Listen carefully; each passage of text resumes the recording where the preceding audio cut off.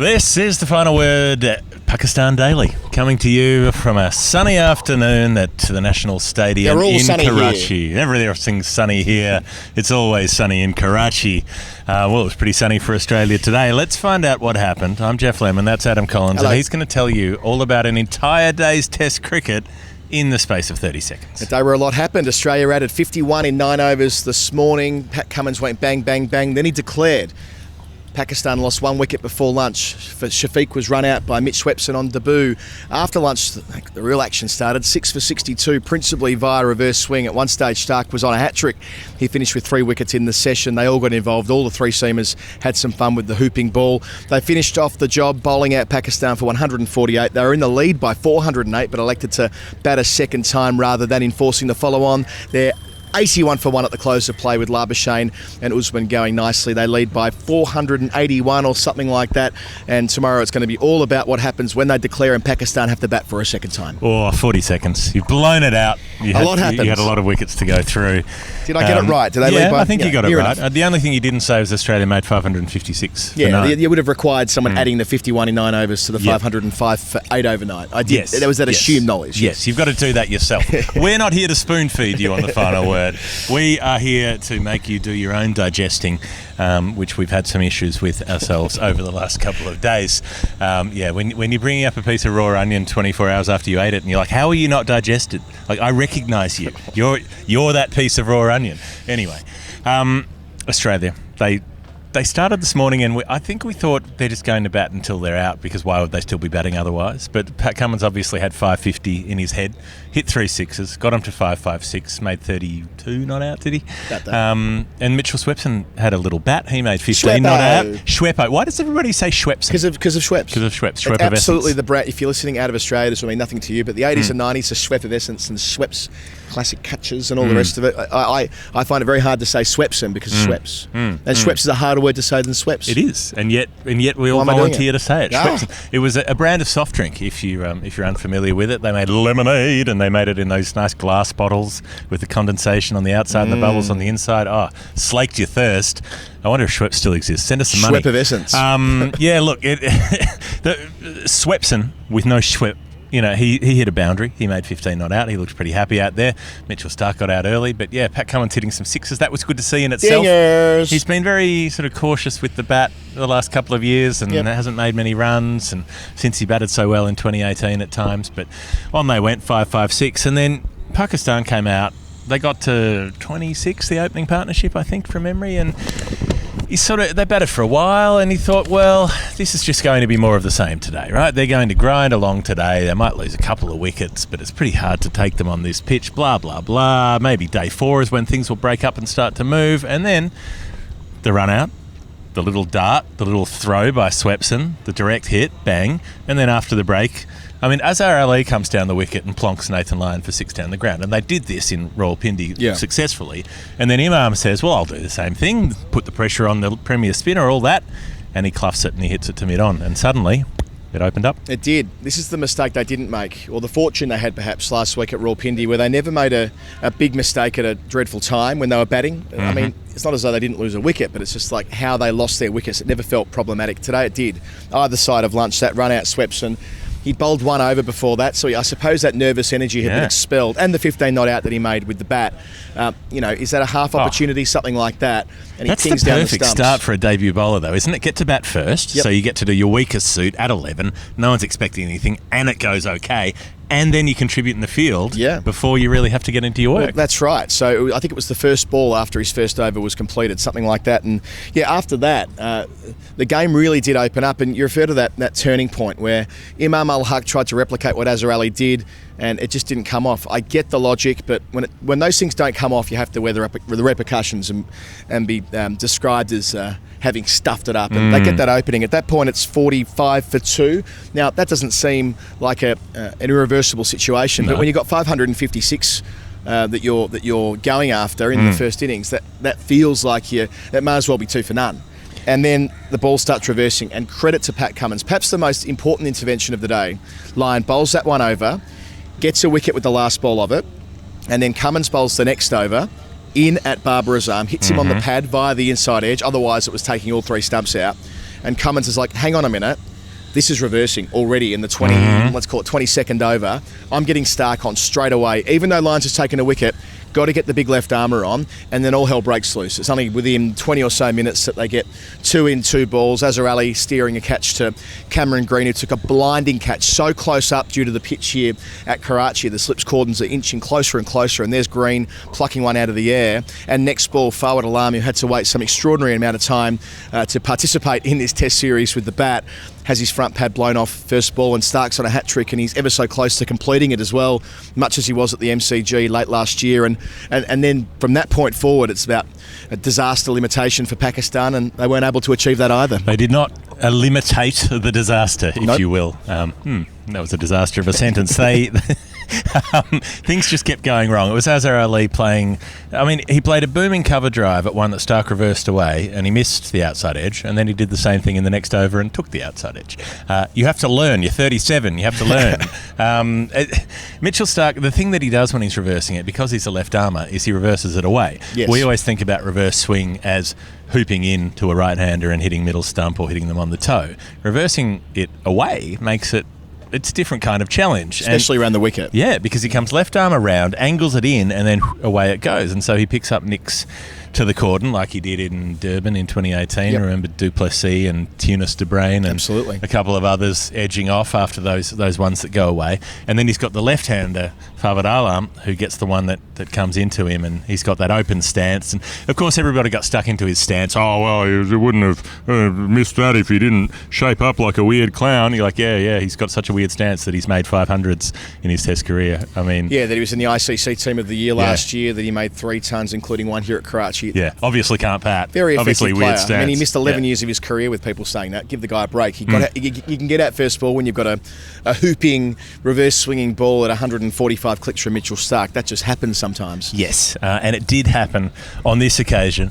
And then there was another run out. There was Hassan Ali running himself out and literally came through for the single and just kept going straight off the field. I love it when they do that. Yeah, just after tea that was. So there was a bit more that went on before the break. I mentioned 6 for 62, but Cummins gets Rizwan's edge. By the way, Rizwan running out for the hat-trick ball. I since you sometimes say, oh, gee, they were in a different set of clothes 3 minutes. I genuinely think Rizwan was in a different set of clothes 3 minutes earlier. He was moving out to the middle, and you could see him kind of attaching the straps to his pads properly and all the rest of it. So he saw off the hat-trick ball. Again, Stark around the wicket, tailing away, had to play at it, nearly feathered it through.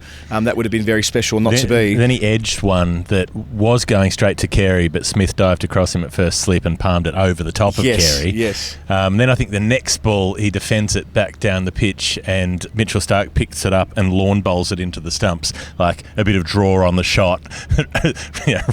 Steve Perella style. Reverse, no, Robbie Perella. That would have been a drive had it been Robbie Perella. Yeah. He would have knocked a jack away. I used that plenty of times talking about the curling during the Winter Olympics. Believe me on that. So curls around the front foot and then it hits the back leg in front of the stumps, and Stark turns around and appeals for LBW. There was a bit going on. There was a lot going on. That was in the space of 3 balls that all of that happened. So, yeah, look, we had a fun middle session just because it was all action. Yeah, so just to go back to that Cummins dismissal of Rizwan, he didn't...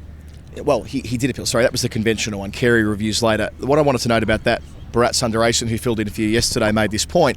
That was a delivery that would have worked on any surface. What they did, again, using Bharat's words, they took the pitch out of the equation. We all thought when we went to bed last night, the precondition for this game speeding up was going to be the cracks opening up. In the end, the cracks opened up a little bit, but they weren't a factor. It was reverse swing. It was about using the conditions that were there, the arid pitch square. There's a dozen pitches here and none of them have a blade of grass on them, and that's the way they got the game to change. It was clever cricket, good decision making from Cummins, and also good reviewing. Carey, that last wicket before the tea interval, Sajid Khan, Stark didn't appeal, Carey went up, Carey sent it upstairs, and there's the spike. So when they go to tea at 7 for 100, they're in all sorts. Then Labuschagne, well, that was that appeal. Look, that was one of those ones that it squares him up. His back leg comes around and he sort of comes across the ball, and I think it's hit the back corner of the back edge. Yes. And no one went for it. Stark said nothing. Carey didn't throw it up and celebrate. He just held the ball to Stark saying he's out. out, got him, like, not the big celebration, but the I know that he's edged this. No one else liked it. Warner at Slip didn't like it. They all went no, and Carey went yes, review. He made the sign himself to come on, do it, and they did it, and there it was. Leadership right there from Carey. A more junior member of the team may not have the presence to sort of say, no, you've got to go upstairs for that. That was his first bold review. Like, he's been very hesitant with reviews up until now. He's been very new girl. Well, runs yesterday, right? 93 yesterday. That'll only improve his position in the team as far as how he feels about himself. And then, just after tea, you mentioned the Hassan Ali run out. That's 3 for Labuschagne in 3 test matches. There was Rory Burns at Hobart. Last week it was Barbara Azam, and this time it was poor old Hassan Ali, who, as you say, ran straight off the field in that sort of performative way, didn't wait for the third umpire. I said on commentary it's the new Jonty Rhodes. Maybe I should have said it's the new Ricky Ponting. Either way, Labuschagne hits the stumps with ridiculous frequency. What if we put them together? Ponty Rhodes. Ponty Rhodes, there you go. Yeah. But, I mean, he's not just doing it when they're out, by the way. He's hitting the stumps all the time. So he's become such an asset in the covers. They don't use him at short leg anymore, which says a bit, I think. So, well played, Marnus Labuschagne, for being in the game again. He might come back in the Hall of Fame, I'm tipping. Well, he did spend some time at short leg because to the spin. He was crucial. Okay, we didn't. This could probably be Hall of Fame as well. Abdullah Shafiq, when he got run out, he should have made it through for that single, except he had Lyons coming around the wicket. Yep. So which means that Shafiq's over on what is the leg side for Imam, who plays the ball away just sort of down the track, and Abdullah Shafiq heads off for his run, but he has to go around short leg because he hasn't moved across. He should have been a couple of metres over, but he's standing in line with the short leg. So he runs up, sees Labuschagne and goes, oh shit, and has to go around him and ends up on a diagonal, and thus he's run out. He would have made it home if short leg hadn't been in the way. But Labuschagne's on his hands and knees, like crawling around on the pitch, basically like he does after almost every ball in there, trying to get a tap back run out onto the stumps. So he's sort of forming this roadblock on all fours, and Abdullah Shafiq's gone, oh, and veered off, and he gets run out. It reminds me of this really sad book that I read to Winnie called We're Going on a Bear Hunt. We're going on a bear hunt. We're going to catch a big one. Yeah. What a beautiful day. We're not scared. Ooh, grass, thick wavy grass. Yeah. Can't go over it. Can't go under it. Have to go through it. Got to go through it. Swish, swash, swish, swash. And there he's had to go through Marnus Labuschagne if there was any chance of getting to the non-striker's end in time. Not to be. See you later, Shafiq. Well, you would have been proud because I did get a reference into Tim Watson jumping the pack when he's 15 years old in the Escort Cup semi-final in 1977 or whatever it was. When I was on with Peter Lawler, and we were like, we should have just jumped straight over the top of him. And I thought, that would have gone well on SEN too, I'm tipping. Yeah, one moment you're talking to Vakar Yunus about in-swinging reverse, then you're talking about Timmy Watson jumping the pack. You could have done Buddy Franklin doing it against Collingwood a number of years later as well. Both work. Both work, all the same. He's about to get 1,000 goals, Buddy. Well, I might fly back for that, depending on the quarantine situation. Barbara Azam was Mitch Swepson's first test wicket. We already mentioned the run out, but that's a good scout. And I like the fact that it's Usman Khawaja who gave a speech that was, 10 times as long as the Gettysburg Address when he presented the baggy green. I've seen maiden speeches that are shorter than that in the federal parliament. Well, the Gettysburg Address is pretty short. That's one of the things, words, I think, but they just get straight through it. Let's get to the point. Yeah. Let's beat the racists. Sure, okay. Well, in this case, there was a long presentation, and Usman Khawaja was a safe pair of hands at long off. You called that nicely, and then he also picked up Shaheen Sharafridi leg before wicket. I wouldn't say that Swepson set the world alight, but important run out, runs, couple of wickets. As Dan Breddick said on Twitter, stuff happens when leggies are in the team, and he's right, it does. So, Mitch Swepson's on fire. In the second dig, this is going way off the rails today. The second dig will be where Swepson, hopefully, it's a terrible song. Has more of I hate that song. How did it so win much. the hottest 100? The worst. The worst song except. Who are the banjo guys? Little Lion Man. That was an awful one. Yeah, I think from memory I didn't mind Little Lion Man. I feel bad for not remembering who that was. Mumford and Son. They're cricket fans. Yeah, but there's a tune, but it's such a self-pitying man song. You're like, oh, I did everything wrong. I'm so bad. So you're supposed to pat them on the back and forgive them. I mentioned a Triple J's Hottest 100 today. I came on after drinks and said it's been one crowded hour. They won the thing. Augie March in 2007. Hey, now we're just flexing. Let's come back to the cricket. All out 148. Then comes the big debate. Are they going to bat again, or are they going to have another Trundle, another guy run straight away? We were both. Usually we are enforce it. Today we're like no. Because Bharat, again, I come back and race him because he's all over it with these types of matters. If you bat deep in the first innings, so deep that runs aren't a factor anymore. It's all about time and allocation of resources. The runs were irrelevant. It didn't matter they were ahead by 408. It was about how do you set it up so your bowlers are going to have the best chance to take 10 wickets to complete the test match. It doesn't matter whether you win by an innings or win by, let's pick a figure, 187 runs. A win's a win's a win. I remember very well Dean Elgar at Joburg in 2018 when South Africa made about 600 and they were at a lead of 500, and people asked him why they batted on, and he said, a test match is 5 days. He said, we're under no obligation to win inside 5 days. We have 5 days, we're allowed to use them. And it's like, yeah, well, you do. Okay, when would you rather be bowling to win the match? When it's the 5th day and the pitch has fallen apart? Or when it's the 3rd day? Like, yeah, you've just got them out, but they self-destructed. Like, they ran themselves out, they played bad shots, all the rest of it. There's no guarantee that they'll bat that badly the second time around.